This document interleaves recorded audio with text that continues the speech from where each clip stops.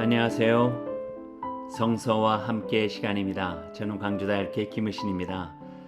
6월 첫 번째 주간에 여러분과 함께 만나는 성서와 함께는 지난주 에피소드에 이어서 시편 두 번째 말씀입니다. 초록의 물결이 완연한 가운데 시편을 노래하는 것 참 즐겁고 기쁜 일들입니다. 오늘 여러분과 함께 나누는 시편에서도 하나님을 우리 마음에 품고 하나님을 노래하고 우리의 노래 속에 희망을 발견하고 힘겹고 때론 척박한 우리의 삶이지만 하나님께서 우리에게 주신 그 입술로 노래하며 우리의 마음이 하늘에 있다고 하나님의 거룩하신 은혜를 우리 마음에 가득 품고 살아가는 그런 복된 날이 되었으면 좋겠습니다. 이제 시편 두 번째 에피소드 여러분과 함께 시작합니다. 시편 첫 번째 에피소드를 여러분과 나누고 난 뒤에 몇몇 분들이 제가 소개했던 시편 사색에 대한 책에 관심을 보여왔어요. 오경웅 씨가 지은 시편 사색, 한문과 마치 학교 다닐 때 고문 선생님이 이야기해 주듯이 시편을 들을 수 있어서 참 정겹고 그 풀이도 마치 우리의 운율과 맞는 것 같아서 참 좋았었노라고 그렇게 이야기를 하는 것을 들었습니다. 오늘도 한 수 여러분에게 소개해 드릴까요? 150수 중에 112번째 있는 시편 112편, 우리가 이것으로 이야기를 하자면 112수에 해당되는 시편을 여러분에게 소개해 드릴게요. 오경훈 씨는요, 여기에다가 제목을 하나 붙였어요.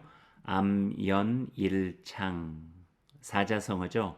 중용에 나오는 말로 군자의 길은 은은한 것 같으나 날마다 빛이 더해지고 소인배의 삶은 한때는 그럴듯하나 점차 빛을 잃어간다. 이런 뜻이 담겨져 있는 중용에서 가져온 말입니다.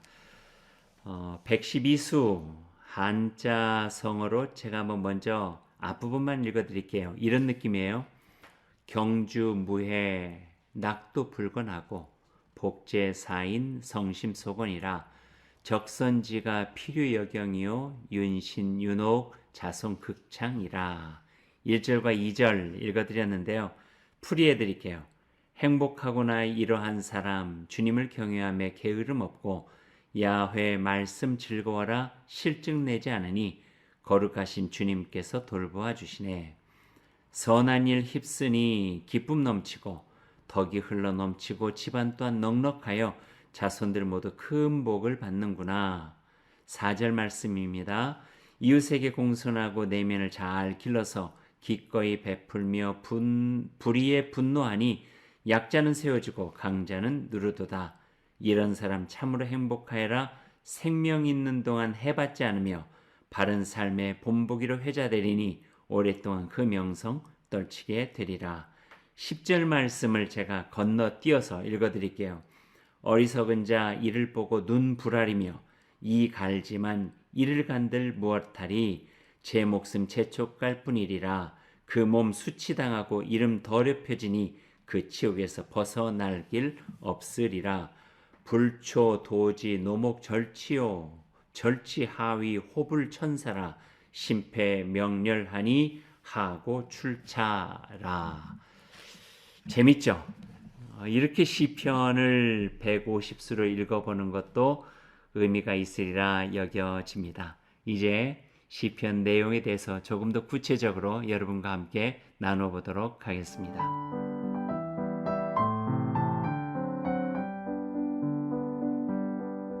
오늘도 여러분과 나누는 시를 통해서 우리의 마음으로 하나님을 노래하고 시를 만나면서 설명되어지지 않는 우리의 삶에 신앙의 단조로움 속에서 리듬감을 찾아보았으면 좋겠습니다. 지난주에 이야기했듯이 시편을 대하면서 일상의 삶에서 마치 모세가 불붙은 떨기나무를 만나 그 앞에서 신을 벗는 겸허하고 소중한 경험을 했던 것처럼 우리도 이 시편을 통해서 하나님 앞에 단독자로 서는 그런 기쁨과 겸허함, 그런 감격과 감사가 우리 안에 있으면 좋겠습니다. 시편은 구약 성서 중에 시가서에 포함되어져 있어요. 시가서라 하면 욥, 시편, 전도, 아가서를 말하고 있죠. 그 외에는 예언서도 있고 성문서도 있어요. 모세오경을 중심으로 한 성문서, 그리고 예언자들 통해서 하나님의 메시지를 전했던 예언서, 물론 다니엘서 같은 묵상에 대한 부분도 있기도 하지만요. 전체적으로 이렇게 셋을 나누게 되거든요.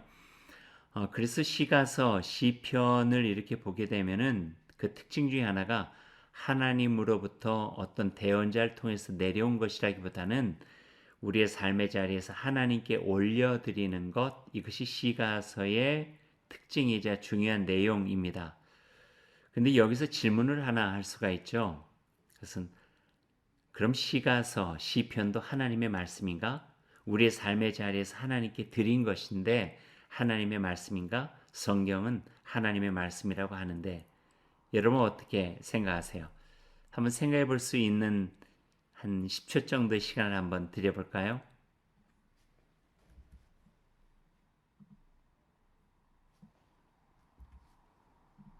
생각해 보셨어요? 인간이 하나님을 향해 고백하는 것이 하나님의 말씀일까 하는 부분이에요. 모세오경 예언서는 예언자라는 또는 모세라고 하는 매개자를 통해서 하나님께서 말씀하셨죠. 하나님이 직간접적으로 주신 말씀이 아니라 대부분의 내용이 시편은 인간이 하나님을 향하여 드리는 토해내는 내용인데 이것을 하나님의 말씀으로 할 수 있을까 하는 거예요.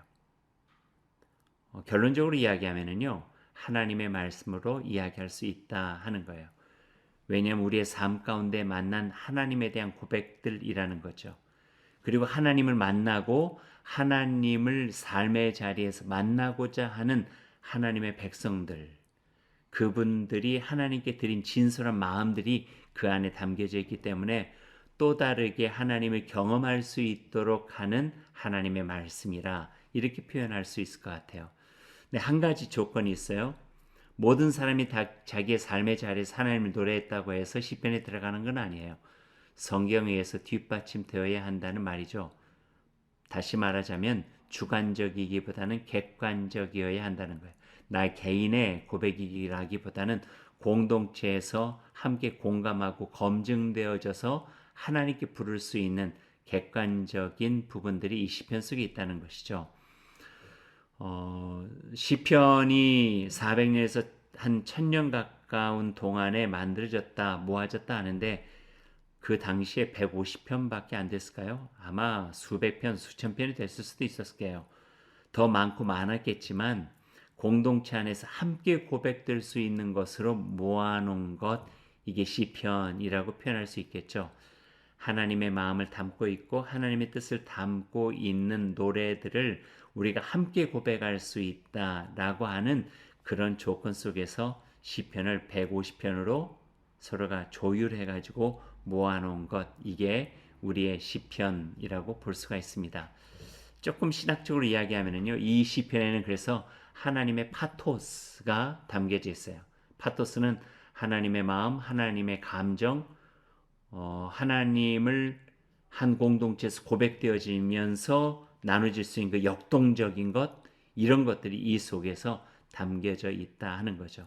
그래서 수천 년 전의 것이지만 그들이 고백하는 하나님과 함께 부대끼면서 나눴던 그 마음들이 지금도 그 파토스가 우리 안에 고스란히 느껴지면서 함께 울고 함께 기뻐하고 함께 좌절하고 함께 일어서고 하나님을 경험하는 그런 진지한 노래, 진솔한 노래가 바로 시편이라고 표현할 수 있을 것입니다. 그러면 이번에는 시편 구조에 대해서 보겠습니다. 5권의 책이라고 그렇게 이야기를 해요. 시편 전체 150편을요. 1편에서 41편까지, 42편에서 72편까지, 73편에서 89편까지, 90편에서 106편, 그리고 마지막 5번째 107편에서 150편, 이렇게 5개로 5가지 책으로 나눠질 수 있죠. 그 각 책마다 마무리에는 아멘, 아멘, 아멘, 아멘, 아멘, 아멘. 3번째 책까지는 이렇게 되고 4번째 책에는 모든 백성들아 아멘 할지어다 할렐루야라고 하고 마지막 5번째는 할렐루야라고 마무리를 하고 있어요. 어떤 구약 신학자는요, 이것을 5개로 나눈 것은 마치 모세 오경을 흉내냈다. 그렇게 표현하는 분도 계세요. 창세기, 출애굽기, 레위기, 민수기, 신명기 5개의 책을 흉내내서 시편 150편도 5부분으로 나누었다. 이렇게 이야기를 하기도 하죠. 그 중에 150편 중에 다윗의 시라고 하는 이름을 가지고 있는 시편이 제일 많은데요.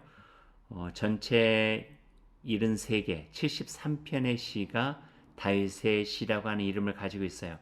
지난 에피소드에서 왜 그런지에 대한 이야기를 나눴는데 한번 기억을 되살려 보시고 혹 궁금하시면 한번 지난번 에피소드를 또 한번 들어보는 것도 좋을 것 같습니다. 다윗의 시만 있는 것은 아니에요. 그 외에도 여러 사람의 이름이 그 앞에 붙어져 있어요. 12개의 아삽의 시, 11개의 고라의 시도 있고요.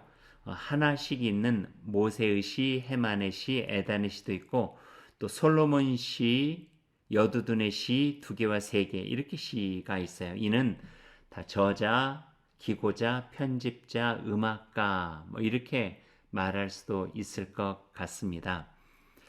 표제에 대한 이야기도 하면 좋을 것 같아요. 이해가 조금 여러분에게 도움이 될 것 같은데요. 시편을 읽다 보면은요, 시편 맨 위에 가로 안에 글이 있어요. 좀 다윗의 시, 뭐 성전 올라가며 부르는 노래, 뭐 이런 식으로 표제라고 하는 것이 있는데 시가 읽혀지는 상황들과 연관이 되어져 있는 거예요. 독특한 부분들은요, 시편 3편 같으면요, 이런 표제가 붙어 있어요. 다윗이 그의 아들 압살롬을 피할 때 지은 시, 뭐 이렇게 붙어 있어요.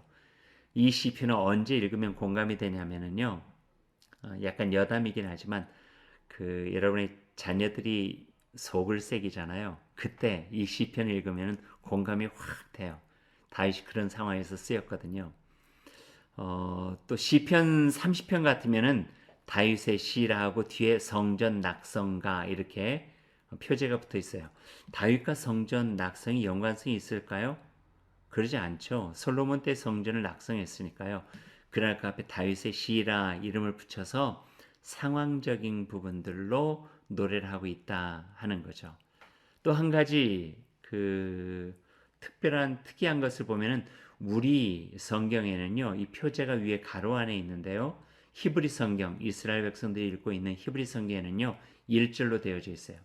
그러니까 우리 시편에 만약에 표제가 있고 8절로 이루어진 시라 하면은 히브리 성경으로 가면 모두 9절로 이루어져서 표제가 1절로 되어져 있는 거죠. 3편을 예로 들자면은 다윗이 그의 아들 압살롬 피할 때 지은 시이다. 이게 1절이고 그 다음에 2절부터 되어져 있다 하는 거예요.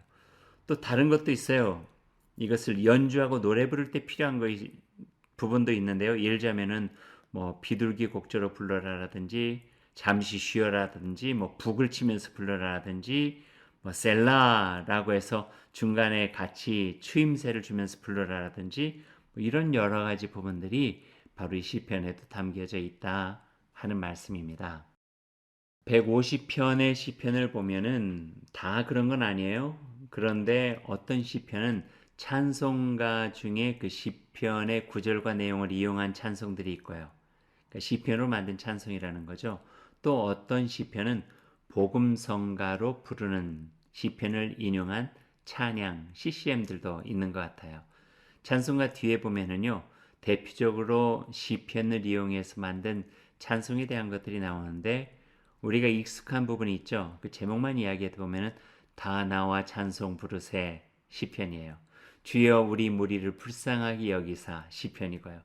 저 높고 푸른 하늘과 수없이 빛난 별들이 시편이고요. 내 눈을 들어 두루 살피니 시편이죠. 달고 묘한 그 말씀 시편이에요. 시온 성과 같은 교회 시편이고요. 너 근심 걱정 말아라 시편이고요. 주 날개 및 내가 편안히 쉬네 모두 시편의 내용으로 만든 찬송이라 하는 말씀이에요. 한번 골라보는 것도 이렇게 불러보는 것도 재밌을 것 같아요. 복음성가 중에서도 있는데요. 시편 8편 여호와 우리 주여 주의 영광이 어찌 그리 아름다운지요. 주의 솜씨가 얼마나 그리 아름다운지요. 하나님의 창조의 세계를 노래한 시편 노래로 있죠.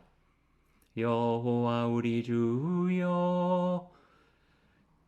여러분 아시죠? 이 노래도요. 또 시편 19편은 옹기장이가 만든 노래로도 유명하고요. 시편 23편은요. 워낙 유명해서 이런저런 복음 성가와 또 성가곡으로도 나와 있어서 우리 찬양대에서 많이 부르는 시편이고요. 시편 40편은 예전에 제가 이민교회 할 때 한국어권 청년들과 예배 전에 꼭 불렀던 찬양이 바로 이 편, 시편 40편이었어요. 하나님의 음성을 듣고자 이렇게 시작되는 노래죠. 시편 42편은 우리 귀에도 익숙한 목마른 사슴 시냇물 찾듯, 시편 92편은 아침에 주의 인자하심이, 시편 117편은 우리의 향하신, 이것도 많이 부른 찬양이고요. 그리고 시편 119편 105절 말씀은 요즘 우리가 늘 주일 예배 드릴 때마다 말씀 전 찬양으로 함께 부르는 찬양, 주의 말씀은, 여러분 같이 따라서 부르고 싶은 마음이 들지 않으시나요? 이렇게 찬양으로도 만들어진 시편들이 있다는 거예요. 원래가 노래인데 우리식으로 곡조를 붙여가지고 다시 노래하는 시편, 이렇게 표현해도 될 것 같습니다.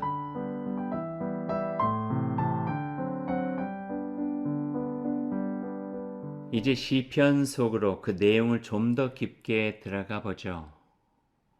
좀 어려운 말이 될 수도 있겠지만 인간의 보편적인 삶의 고백과 느낌, 수천 년을 넘어서 살아가는 우리가 함께 공감할 수 있는 신앙 감정의 표현들이 시편에 있어요. 시편을 우리들이 읽고 노래하다 보면 우리 마음이 하나가 되어진다는 말씀이에요. 그런데 어떤 것은요, 유대교라고 하는 고대 신앙의 우물에서 길러낸 그 시대의 독특한, 그래서 그 시대만이 이야기할 수 있는 닫힌 생각과 역사 그리고 신앙의 바탕에서 드려진 고백들도 있어요. 그래서 공감은 잘 안 되는 것 같지만 그들의 삶의 역사를 이해하면 우리가 더욱더 실감나게 경험될 수 있는 시편도 있다 하는 거예요. 한번 그 내용들을 조금만 한번 보죠. 1편부터 150편까지 있지만 한번 뒤에서 앞으로 한번 내려 볼게요. 150편 시편은 모든 생명, 숨을 쉬는 모든 것이 다 주께 속해 있음을 찬양하는 시. 148편은 모든 생물과 무생물까지도 하나님의 관심 안에 있음을 노래하며 우리의 시야를 넓게 해주는 시, 피조 세계로 확장시켜 주는 거죠. 146편에서는 하나님은 굶주린 자, 갇힌 자, 억눌린 자, 장애인, 나그네와 홀로 된 이들을 특별히 말하자면 편애하시고 그리 만든 악한 이들을 가만두지 않겠다 엄포도 하시는 내용이 그 속에 담겨져 있어요. 하나님의 편애는 어떤 특별한 사람만 사랑하는 것이 아니라 특별한 상황에 있기 때문에 사랑하는 거예요. 이렇게 예를 한번 들어볼까요?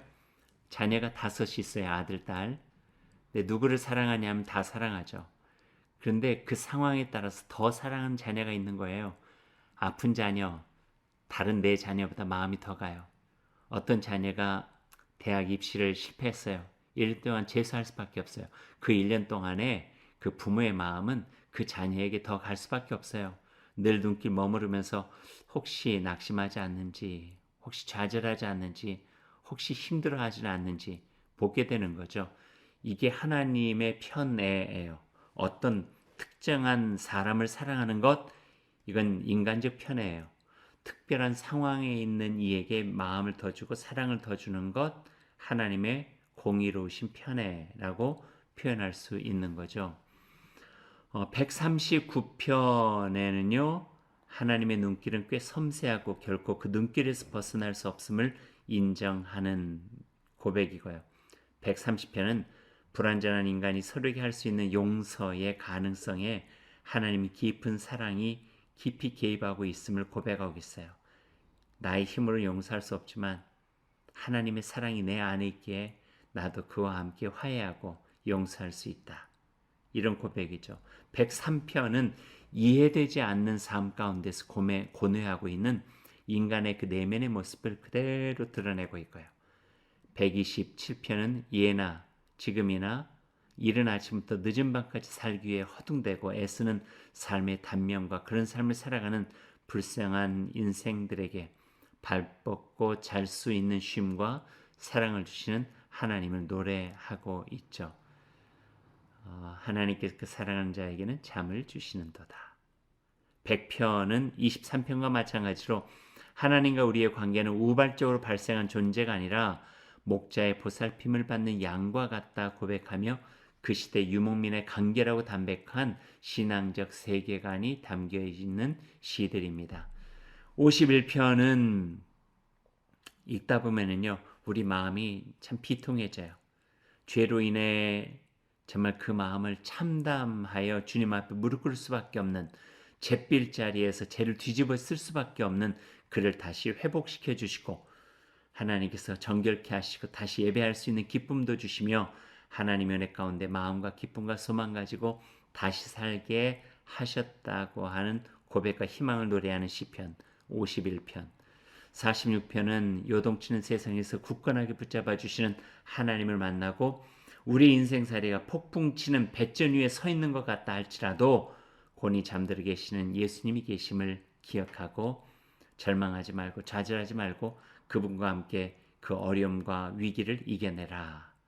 격려해 주신 말씀도 보게 됩니다. 22편은 십자가에 예수님이 무너져가는 심정과 함께 읽을 수 있는 시예요. 나의 하나님, 어찌 나를 버리시나이까. 그 뒤편에는요, 그렇게 참담한 마음속에서 그럼에도 불구하고 나를 사랑하시는 하나님으로 인하여서 나는 소망을 품습니다. 그런 시인데 예수님 십자가에서 그 뒤에까지 다 말할 수가 없었죠. 너무 힘겨워서 나의 하나님 어찌하여 나를 버리시나이까 하고 그 고개를 떨굴 수밖에 없었던 그 참담함이 십자가의 22편의 시편에서 우리가 볼 수가 있습니다. 그리고 거꾸로 보니 시편을 시작하는 1편이 마지막 소개하는 게 됐네요. 참 좋은 거죠. 복 있는 사람. 어쩜 150편 시편의 주제이기도 한데요. 시냇가 서 있는 푸르고 열매 맺는 참 좋은 나무와 같이 인생을 살아가라. 이게 복이다 이야기하며 결코 바람에 나는 겨와 같은 인생 살지 말아라. 아슬아슬하고 잘 사는 것 같지만 언제 바람에 날릴지 모른다. 그러니 하나님의 율법, 하나님의 말씀을 버팀목 삼아 자신의 삶을 옹골지게 하나님께 비끌어 매고 살아가라. 이것이 하나님을 경외하는 자의 삶의 지혜다. 이렇게 말씀해 주시는 결론적인 시편이 바로 시편 1편이라 이야기할 수 있을 것 같습니다. 시편은 실제 성막이나 회당에서 상황에 맞게 불리어졌던 노래들이에요. 요즘도 부르고 있고 예전에 부르고 있었고요. 그리고 그 상황에 맞게 어떨 때는 2편, 어떨 땐 저편, 1편이 필요할 때, 150편이 필요할 때, 51편이 필요할 때, 63편이 필요할 때, 23편이 필요할 때, 또 120편부터 15편이나 되어지는 그 성전에 오르면서 부르는 노래들 모두가 다 상황에 맞게 불려졌던 노래고 선택되어졌던 노래라 하는 거예요. 찬송가 뒤에 보면은요, 시편과 말씀을 가지고 이루어진 성시 교독이 있잖아요. 거기에 보면은 그렇게 되어져 있어요.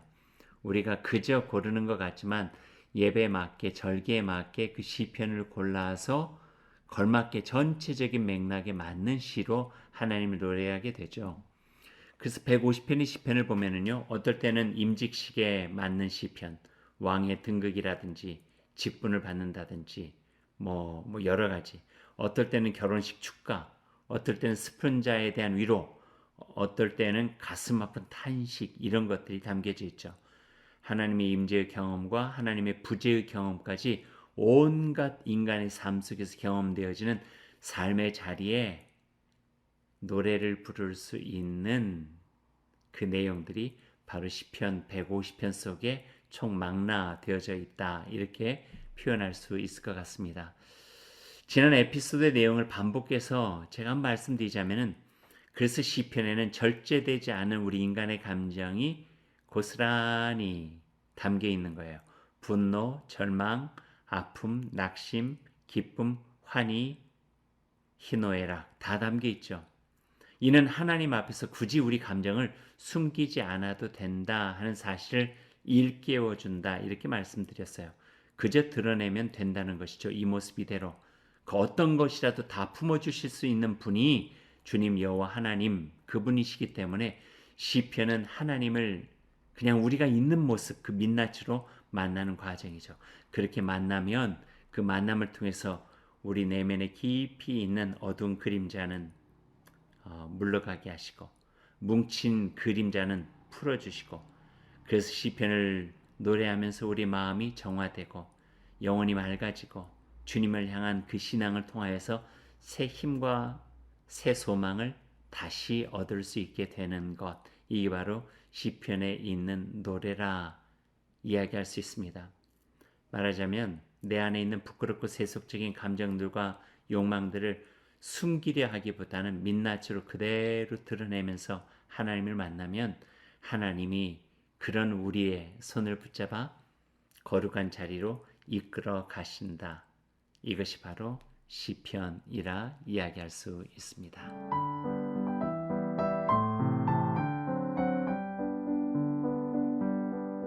이와 연결해서 예전에 설교에 몇 번 정도 말씀을 드렸는데 제가 굉장히 좋아하는 단어 하나를 여러분과 나누고 싶어요.